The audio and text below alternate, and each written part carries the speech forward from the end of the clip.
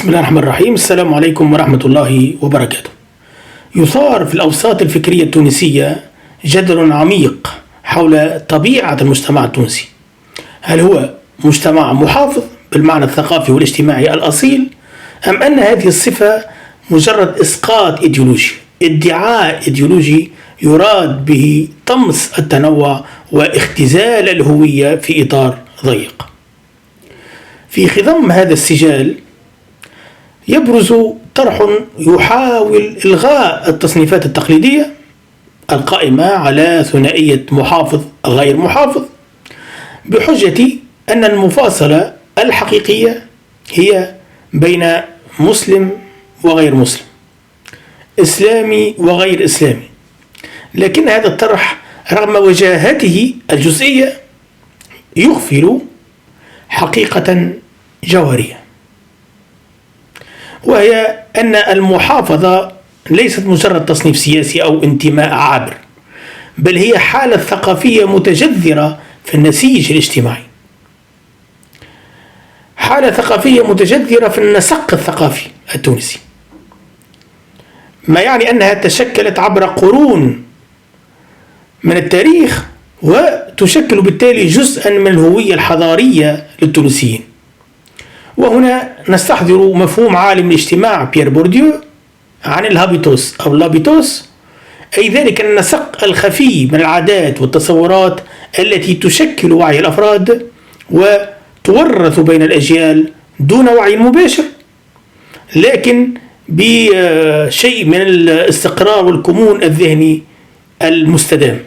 فالمحافظة في تونس إذن ليست خيارا فكريا أو أخلاقيا فحسب، بل هي بنية تحتية ثقافية تتحكم في أنماط التفكير والسلوك من الأسرة إلى المدرسة إلى الفضاء العام.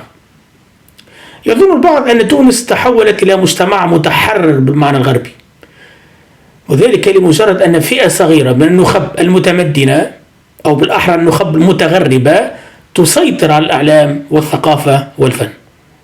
لكن الحقيقة الصاعقة وهي أن هذه النخب لا تمثل في الحقيقة إلا نفسها، فهي تحتكر المنصات الإعلامية وتروج لأجنداتها كأنها الصوت الوحيد الأوحد للتونسيين، بينما الشارع يعيش واقعا مختلفا تماما. إذا أردنا دليلا شواهد ملموسة على محافظة هذا المجتمع، فلننظر إلى الغالبية العظمى من التونسيين الذين ما زالوا يقدسون الزواج التقليدي، ما زالوا يقدسون مؤسسة الزواج، ويرون في الأسرة حصن الهوية الأول، مقارنة بالعلاقات العابرة التي تروج لها بعض الفضائيات التي لا تعكس القيم السائدة. فنتأمل أيضا أجواء شهر رمضان مثل صلاة التراويح ومسابقات حفظ القرآن الكريم والإقبال على الدروس الدينية وما إلى ذلك، هذا فضلا عن الاحتفال بالمولد النبوي الشريف وعاشوراء. فهذه كلها شعائر حاضرة بقوة حتى في الأوساط غير المتدينة ظاهريا. حتى المظاهر الفولكلورية والبدعية تظهر في النهاية تمسكا بالرمز الديني. نرصد كذلك قيم الحياة والاحترام بين الأجيال.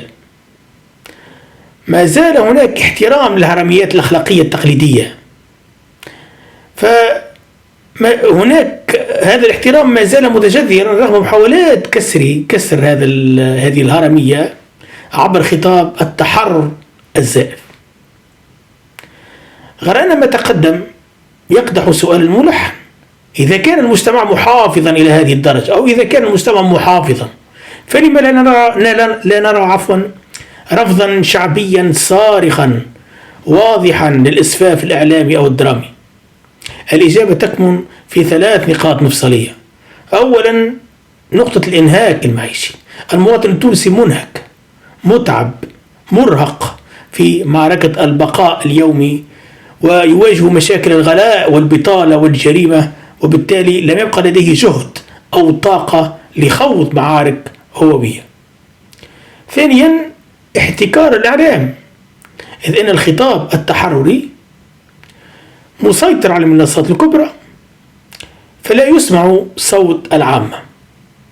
ثالثا، الاحتجاج الصامت. هناك ما يسمى الاحتجاج الصامت، فحين تفتح أبواب التعبير كالانتخابات أو الاحتجاج الشعبي تظهر المحافظة جليا، كما في حالة طبعا انتخاب حركة النهضة في الفواصل الانتخابية أو في المواعيد الانتخابية المختلفة، أو رفض المساواة في الميراث عندما نتحدث عن الاحتجاج الميداني.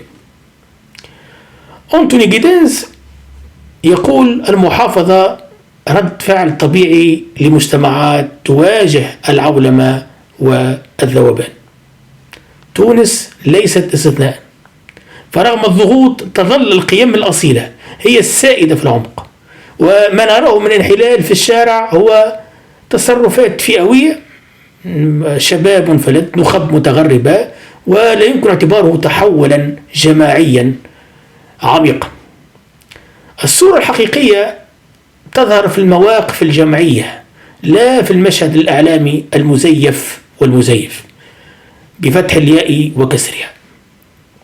فالمجتمع التونسي رغم تمزقه الهووي يبقى في جوهره مجتمعا محافظا بطبعه، وهي محافظة يمكن البناء عليها ولا معنى لإنكارها.